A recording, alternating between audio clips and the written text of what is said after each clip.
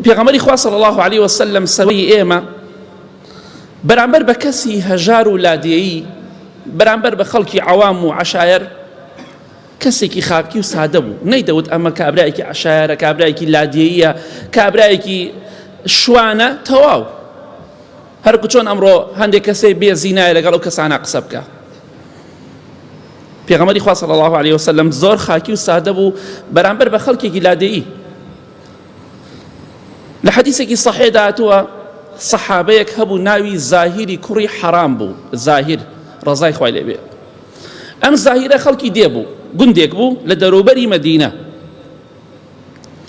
زاهیر پیاوێکی فەقیر و هەژار بوو و شکل و شێوەیشی جوان نەبوو، یعنی خەڵکی زۆر جاگاڵتەی بە شکل و شێوەیە کرد. هەروەکو چۆن ئەمڕۆ کۆمەڵێن مسلمانی ئیمان زەعیف هەر کەسێ تۆزێ شکل و شێوەی ناشرین بێ یاخود فەقیر و تۆزێ عەقڵی فەقیرۆکە بێ ئیتر لە هەموو لایەکەوە پێوە ڕابێرن.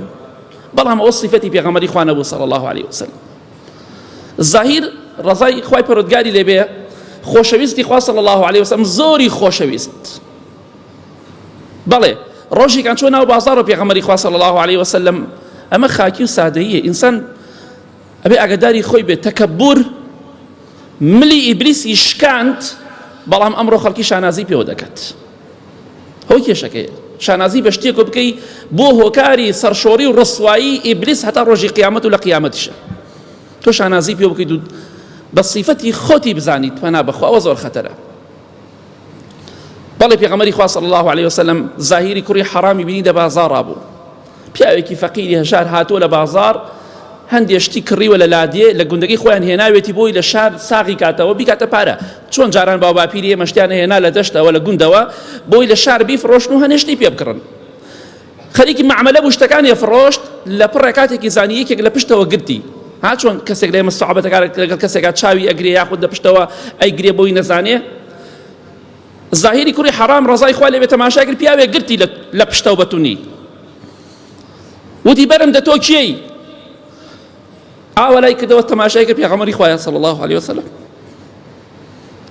ئەوە سادەییە. سەروەری شاری مەدینە صلی الله علیه وسلم، سەرکردەی شاری مەدینە هاتووە سوحبەت دەکات بۆی دڵی ئەم پیاوە خۆش کات کە خەڵکی ئەڵێن پیاوە ناشرینە چییە؟ بەهەشت بە جوانی ناشرینی نییە، دۆزەخیش بە هەمان شێوە. بەڵێ زاهیری کوڕی حەرام ڕەزای خوا لێ بێ کاتێکە دەزانێت پێغەمبەری خوایە صلی الله علیه وسلم حەز ناکە پشتی لە سنگی بکاتەوە، زۆری پێخۆشە بێ. ئەمجا پێغەمبەری خوا صلی الله علیه وسلم سوحبەتێکی لەگەڵاکە، قسەیەکی خۆشی لەگەڵاکە، دەفەرمێ کێ ئەم عەبدە ئەکڕێ؟ کێ ئەم عەبدە ئەکڕێ؟ زاهیری کوڕی حەرام ڕەزای خوای لێ بێ دەفەرمێت ئەی پێغەمبەری خوا صلی الله علیه وسلم، دیارە تۆ کەسێک من بە کەسێک دەزانی کە لای خوا ڕێزم نییە، نرخم نییە. پێغەمبەری خوا فەرمی صلی الله علیه وسلم تۆ لای خوا زۆر بەڕێز و گەورەی بەخوا. ئەی زاهیری کوڕی حەرام، من بەس بە خۆشی وام پێوتی، بەس سوحبەت وا دەڵێم، بێگومان هەمومان عەبدی خوای، بەڵام لای خوا تۆ زۆر گەورە و مەزنی لای خوای پەروەردگار، زۆر بەڕێز و بە حورمەتی.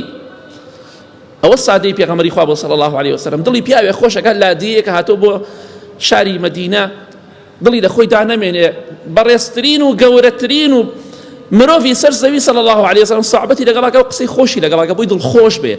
تخوانەوە خۆشتر هەیە، تخوانەوە سەربەرزیتر هەیە کە پێغەمبەری خوا صلی الله علیه وسلم خۆشتی بێ و سەربەرزی ئەو پەڕی سەربەرزیە بۆ تۆ کە ڕێزت لێ بگرێ و سوحبەتت لەگەڵا بکە.